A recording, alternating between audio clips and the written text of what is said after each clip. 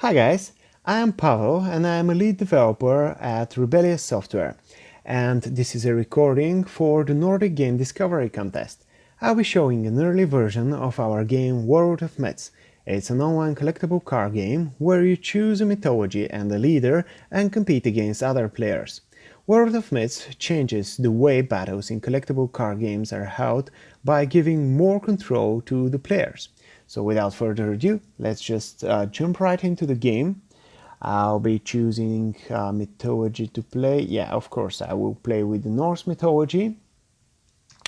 Okay, the game. Each player has 3 temples, those right here. Your goal is to destroy those temples before your opponent destroy your own temples. First, let me just summon 2 of my units. And while my opponent is playing his own units, let me explain how the battle works. Basically, now you have the chance to attack your opponent. First, let me just summon this unit as well. And you can first select attackers. In my case, I can select both of my units. Then you choose a target you want to attack. And those targets are the temples. Each temple gives you different reward or different spoil if you win attack against it. So for example, this one gives you draw 1 card and your most left unit gets +1 power. So if I win attack for this temple, my Ratatosk will get +1 power and it will be really powerful. The other temple, for example, again gives you 1 card, but the most right unit gets +1 endurance. Endurance is another quite interesting mechanic we have in our game. It basically says in how many battles one unit can participate, and it is displayed with that green orb right here. So basically all my units can participate in just 1 battle as attacker or defender, and my opponent units can participate in 2. So let's just start with the attack. I choose both my units and I will go for the power tempo, and with this I am declaring my attack for my opponent. Now my opponent have the chance to decide whether he wants to defend or not, whether this tempo is important to him, whether he wants me to get that reward for winning that battle.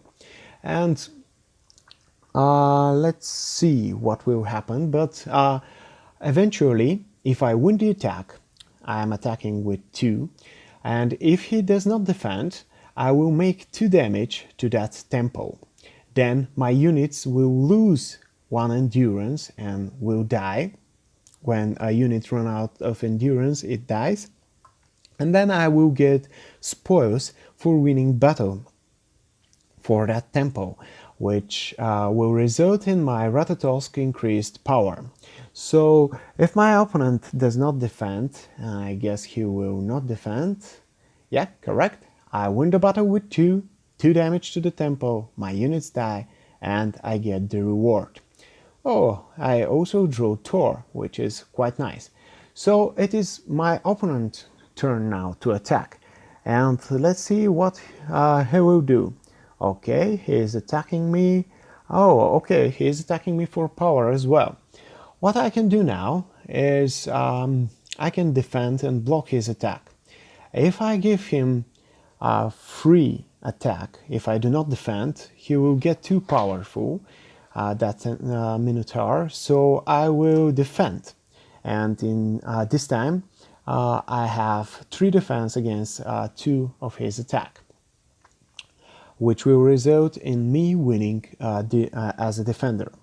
So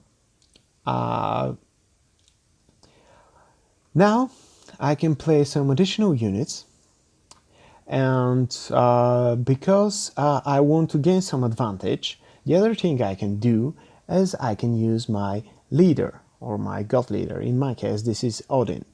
As I mentioned earlier, when you choose a mythology, you also choose a leader to play with. I have chosen to play with Odin. He has a special ability and he boosts my unit's attack when I win attack with multiple attackers. But the other thing I can do with my leader is that I can summon him on the battlefield. But then he loses his special ability and can be attacked. And if my leader dies, I lose the game.